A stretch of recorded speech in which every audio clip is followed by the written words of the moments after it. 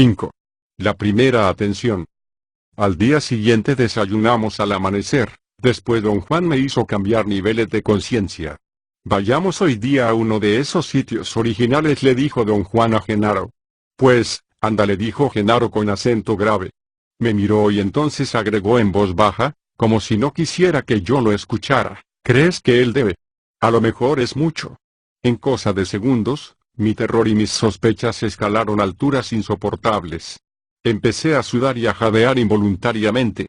Don Juan vino a mi lado y, con una expresión de risa contenida, me aseguró que Genaro simplemente se estaba divirtiendo conmigo, y que nos íbamos a un lugar a donde los antiguos videntes habían vivido hacía miles de años.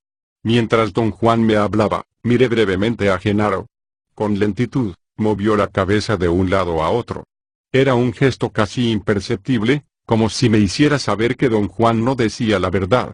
Entré en un estado de frenesí nervioso, casi de histeria, y solo reaccioné cuando Genaro comenzó a carcajearse. Me maravillé de la facilidad con la que mis emociones subían hasta ser casi incontrolables o se apagaban totalmente. Don Juan, Genaro y yo caminamos una corta distancia hacia las erosionadas colinas aledañas. Nos sentamos en una enorme roca plana, sobre una ladera de tierra cultivable. El maíz había sido recientemente cosechado. Este es un sitio original, me dijo don Juan. Volveremos aquí, o a otro sitio muy parecido, un par de veces más, durante el curso de mi explicación. De noche aquí pasan cosas muy raras, dijo Genaro. El nahual Julián, de verdad, se consiguió un aliado aquí. O más bien, el aliado. Don Juan hizo un gesto visible con las cejas y Genaro se detuvo a media oración. Me sonrió. Es todavía muy de mañana para contar cuentos de horror, dijo Genaro. Esperemos a que oscurezca. Se puso de pie y comenzó a andar a hurtadillas alrededor de la roca, en puntas de pie, con la espina dorsal arqueada hacia atrás. ¿Es verdad que su benefactor se consiguió un aliado aquí? Le pregunté a don Juan. No me contestó al momento. Miraba extático las contorsiones de Genaro. Genaro se refería a una manera muy compleja de usar la conciencia de ser, me contestó al fin, sin dejar de mirar a Genaro. Genaro completó una vuelta alrededor de la roca y se sentó a mi lado. Resollaba penosamente, casi sin aliento. Don Juan parecía estar fascinado por lo que Genaro había hecho. De nuevo sentí que se divertían conmigo, que ambos planeaban algo que yo desconocía. De pronto, don Juan comenzó su explicación. Su voz me tranquilizó. Dijo que, después de muchos trabajos, los videntes llegaron a la conclusión de que a la conciencia de los seres humanos adultos, madurada por el proceso del crecimiento, ya no se la puede llamar simplemente conciencia de ser, porque su modificación la ha convertido en algo más intenso y complejo, algo que los videntes llaman atención.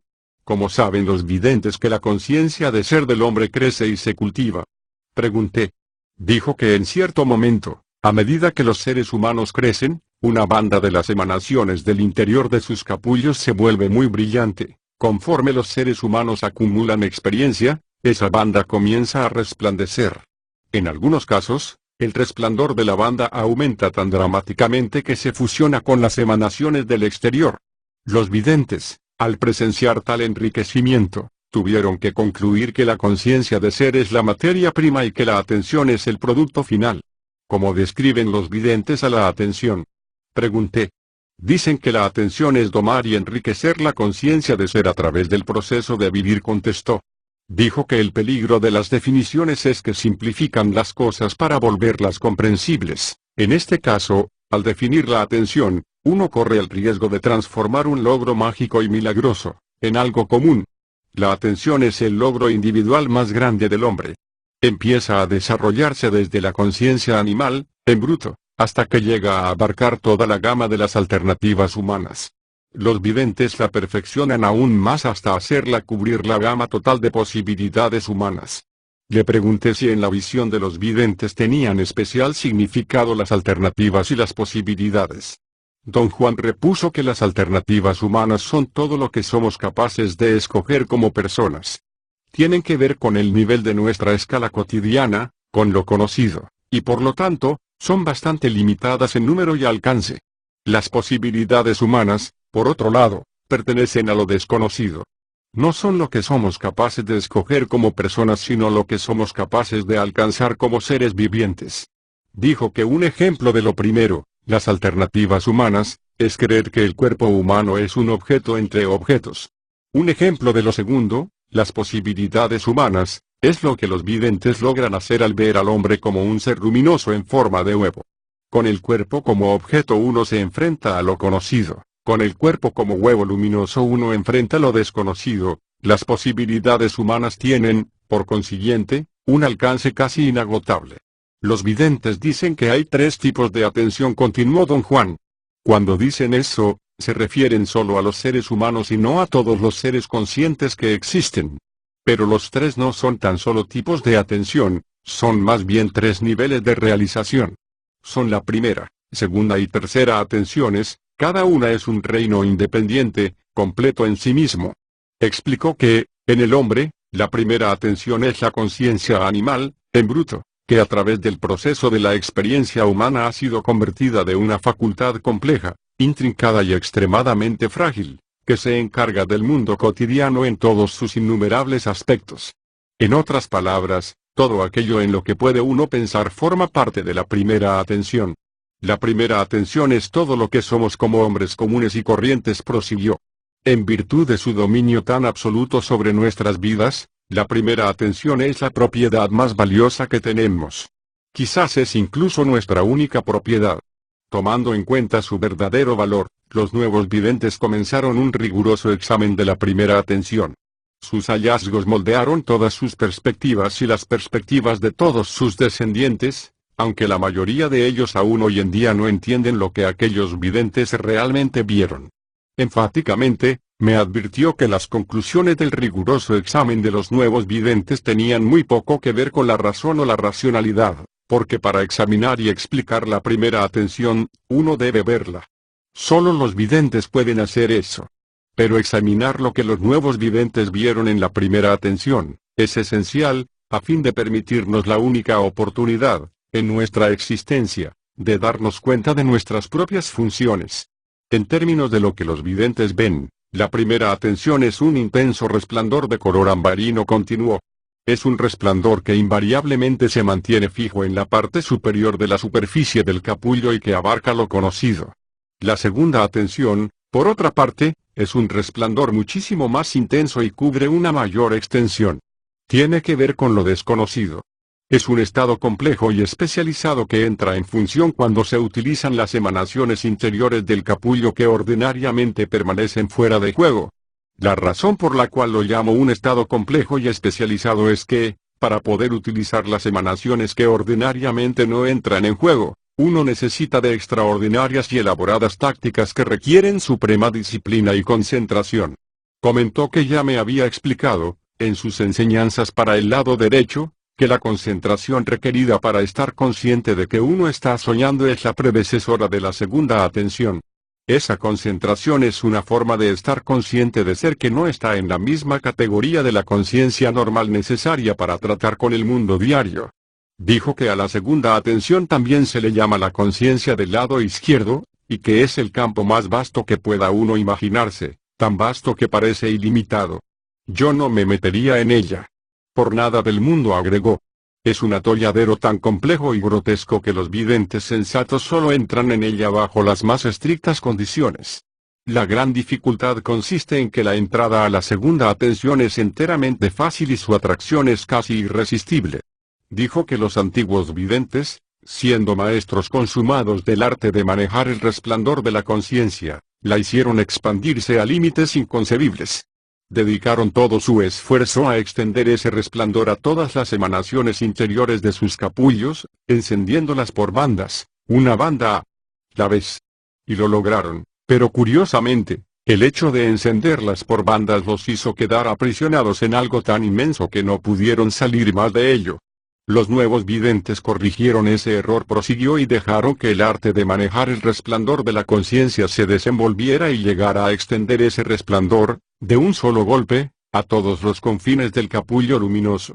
La tercera atención se alcanza así, cuando el resplandor de la conciencia se convierte en el fuego interior, un fuego que no enciende solo una banda a la vez, sino que enciende a todas las emanaciones del águila que están en el interior del capullo del hombre.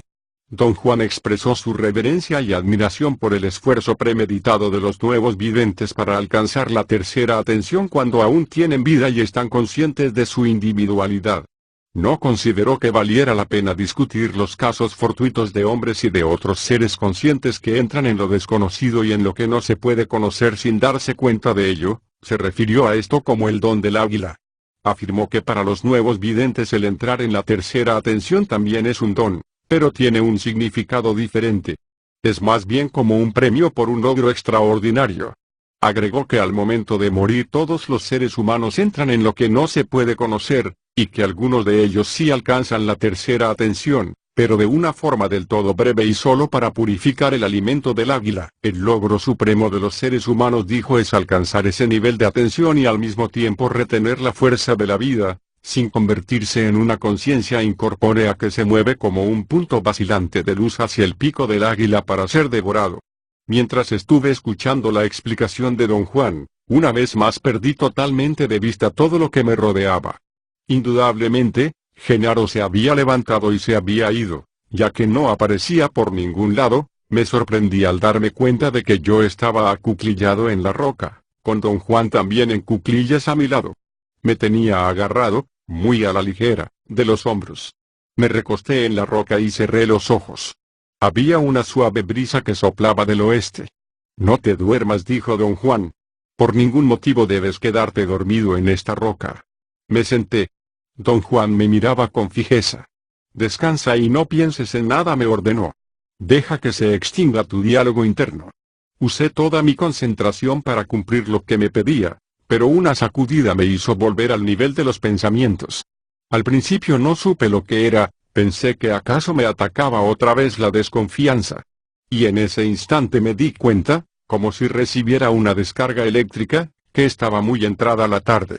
Lo que yo habría calculado que fue una hora de conversación con don Juan había ocupado el día entero. Me incorporé de un salto, plenamente consciente de la incongruencia, aunque no podía concebir lo que me había ocurrido. Sentí una extraña sensación que me impulsaba a correr. Don Juan me saltó encima, deteniéndome a la fuerza. Caímos al suelo, y ahí me retuvo con mano de hierro. No tenía ni la menor idea de que don Juan fuera tan macizo. Mi cuerpo se sacudió con violencia. Mientras temblaban, mis brazos parecían volar en todas direcciones. Me estaba dando algo como un ataque epiléptico. Sin embargo, un pedazo de mí estaba separado al grado de quedar fascinado viendo a mi cuerpo vibrar, torcerse y sacudirse. Finalmente, los espasmos se extinguieron y don Juan me soltó. El esfuerzo lo había agotado. Recomendó que volviéramos a subirnos a la roca y nos sentáramos ahí hasta que me sintiera bien. Una vez que nos sentamos no pude contenerme de hacer mi pregunta de siempre: ¿qué me pasó? Me dijo que mientras me hablaba, Genaro me dio un empujón y que había entrado muy profundamente en el lado izquierdo de la conciencia. Él y Genaro me habían seguido. Y luego yo salí corriendo, con la misma velocidad con la que había entrado. Te agarré justo a tiempo, dijo. De otra forma hubieras acabado en un estado de conciencia normal. Yo estaba totalmente confundido. Me explicó que los tres estuvimos manejando el resplandor de la conciencia, y que eso indudablemente me asustó. Genaro es el maestro de ese manejo, prosiguió don Juan. Silvio Manuel es el maestro del intento. Los dos fueron forzados, sin misericordia, a entrar en lo desconocido. Mi benefactor hizo con ellos lo que su benefactor hizo con él. En algunos aspectos, Genaro y Silvio Manuel son muy parecidos a los antiguos videntes. Saben lo que pueden hacer, pero no les interesa saber cómo lo hacen. Hoy, Genaro aprovechó la oportunidad para empujar el resplandor de tu conciencia y todos acabamos en los extraños confines de lo desconocido. Le rogué que me dijera lo que me había ocurrido en lo desconocido. Eso tendrás que recordarlo tú mismo, dijo una voz justo en mi oreja. Estaba tan convencido de que era la voz del ver que no me asombré en lo más mínimo. Ni siquiera obedecí el impulso de volverme. Soy la voz del ver y te digo que eres un pinche pendejo, volvió a hablar la voz y se rió. Me volví. Genaro estaba sentado detrás de mí. Me sorprendí tanto que me reí quizás un poco más histéricamente que ellos. Ya está oscureciendo, me dijo Genaro. Como te prometí hoy por la mañana, ahorita ya comienza la fiesta y nos va a ir muy bien aquí. Don Juan intervino y dijo que ya deberíamos parar, porque yo era el tipo de simplón que podría morirse de miedo. No es cierto, dijo Genaro tocándome el hombro. Mejor pregúntale, le dijo don Juan a Genaro. Él mismo te dirá que es tan simplón que es pendejo. ¿A poco eres un pendejo? Me preguntó Genaro frunciendo el ceño. No le contesté. Y eso hizo que se doblaran de risa. Genaro acabó rodando hasta el suelo. Ya se atragantó, le dijo Genaro a don Juan, refiriéndose a mí. Don Juan había saltado velozmente al suelo para ayudarlo a incorporarse. Jamás admitirá que es un pendejo. Tiene demasiada importancia personal para hacer eso. Pero mira cómo le tiemblan las rodillas cuando piensa lo que le pueda ocurrir porque no confesó que es un pendejo. Viéndolos reírse, quedé convencido de que solo los indios podían reír con tanto gozo. Pero asimismo me convencí de que también eran maestros de la malicia india. Siempre se andaban burlando de mí porque no era indio. De inmediato, don Juan se dio cuenta de mis cavilaciones. No dejes que te monte la importancia personal, dijo. No eres de ninguna manera especial. Ninguno de nosotros lo somos, indios y no indios. El nahual Julián y su benefactor agregaron años de felicidad a sus vidas riéndose de nosotros. Genaro volvió a subirse a la roca, con agilidad felina, y se sentó a mi lado. Si yo fuera tú, me sentiría tan pinche, tan avergonzado que lloraría, me dijo. Llora. Llora a tus anchas y te sentirás mejor. Para mi completo asombro, comencé a sollozar. Luego me enojé tanto que rugí con furia. Solo entonces me sentí mejor. Don Juan me sacudió del brazo. Me dijo que por lo general la furia da cordura, o que a veces el miedo, o el humor dan cordura. Mi naturaleza violenta hacía que la cordura me viniera a través de la furia. Agregó que me había debilitado debido a un cambio repentino en el resplandor de la conciencia. Ellos dos habían estado tratando de ayudarme por un largo rato. Aparentemente, Genaro lo había logrado al hacerme rabiar. Para entonces ya era casi de noche. De pronto, Genaro señaló hacia algo que se movía al nivel de los ojos. En el crepúsculo parecía ser una gran mariposa nocturna que volaba alrededor del lugar en el que estábamos sentados. Ten mucho cuidado, tú eres muy exagerado, me dijo don Juan. No te agites. Deja que Genaro te guíe y no desvíes tu mirada de ese punto que se mueve. Definitivamente, lo que se movía era una mariposa nocturna. Yo podía distinguir con claridad todos sus detalles. Seguí su vuelo tortuoso y lento hasta que pude ver cada partícula de polvo en sus alas. Algo me sacó de mi total absorción. Justo a mis espaldas sentí un parpadeo, un ruido silencioso, como si tal cosa fuera posible. Me volví y descubrí que había toda una hilera de gente alineada en el otro borde de la roca, el borde que quedaba un poco más alto que aquel en que estábamos sentados. Supuse que la gente de los alrededores, sospechosos al vernos en la vecindad por todo el día, había llegado con la intención de hacernos daño.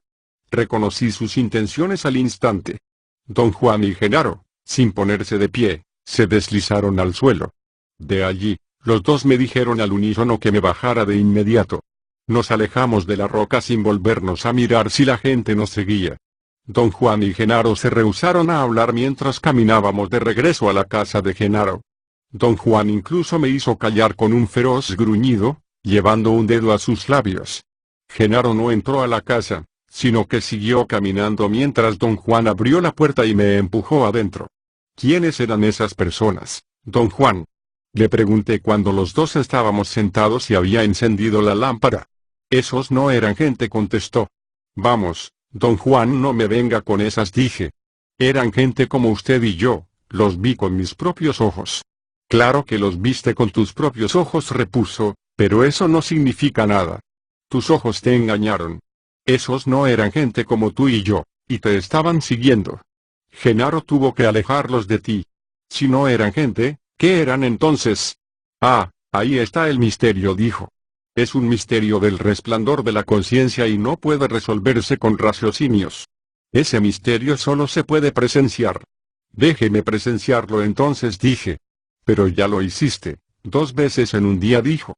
En este momento no recuerdas lo que has visto, Sin embargo, lo recordarás cuando vuelvas a encender las emanaciones que resplandecían cuando estabas viendo el misterio al que me estoy refiriendo. Mientras tanto, volvamos a nuestra explicación. Reiteró que la conciencia de ser comienza con la presión permanente que ejercen las emanaciones en grande sobre las del interior del capullo. Esta presión produce el primer acto de conciencia, detiene el movimiento de las emanaciones atrapadas, que incesantemente luchan por romper el capullo para salir, para morir. Los videntes saben que en verdad todos los seres vivientes luchan por morir, continuó. Lo que detiene a la muerte es estar consciente de ser. Don Juan dijo que los antiguos videntes se vieron profundamente perturbados por el hecho de que la conciencia detiene a la muerte y a la vez la induce al ser alimento para el águila. Como no podían explicar esta contradicción, porque no hay manera racional de comprender la existencia, los videntes llegaron a la conclusión de que su conocimiento estaba compuesto de proposiciones contradictorias. ¿Por qué desarrollaron un sistema de contradicciones? Pregunté. No desarrollaron nada, repuso. Viendo descubrieron verdades indiscutibles. Esas verdades están ordenadas en términos de contradicciones supuestamente flagrantes, eso es todo. Por ejemplo, los videntes tienen que ser seres metódicos, racionales, parangones de sobriedad, y a la vez deben rehusar todas esas cualidades para poder ser completamente libres y abrirse a las maravillas y misterios de la existencia. Su ejemplo me dejó confundido, pero no en extremo. Comprendí lo que quería decir. Él mismo había patrocinado mi racionalidad solo para triturarla y exigir que no la tuviera. Le dije cómo entendía su punto de vista. Solo un sentimiento de suprema sobriedad puede tender un puente entre las contradicciones, dijo. ¿Podría decirse, don Juan, que el arte es ese puente?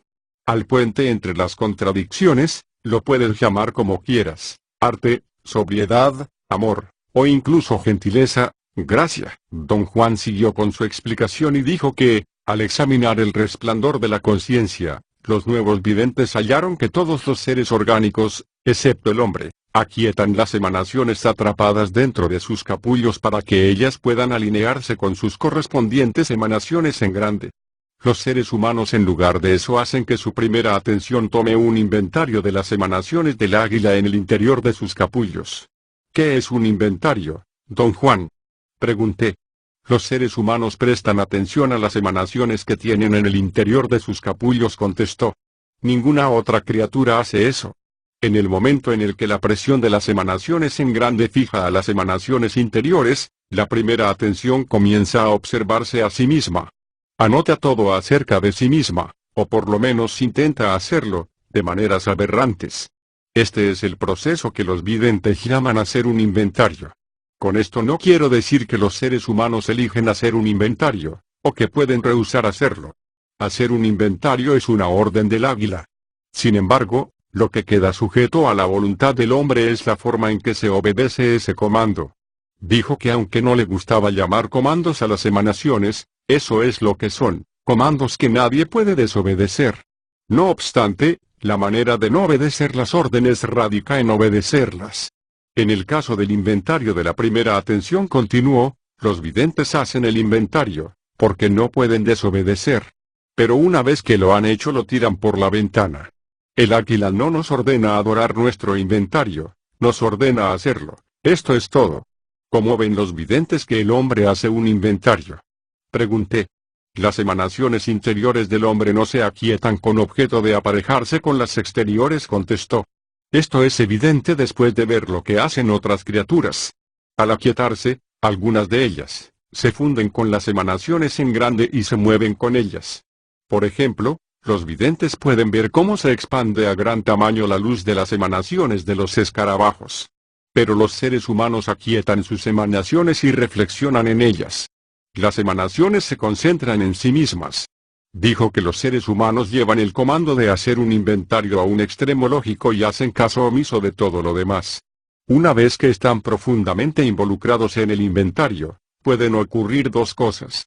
Pueden ignorar los impulsos de las emanaciones en grande, o pueden utilizar esos impulsos de una manera muy especializada. El resultado final de ignorar esos impulsos es un estado único conocido como la razón, el raciocinio.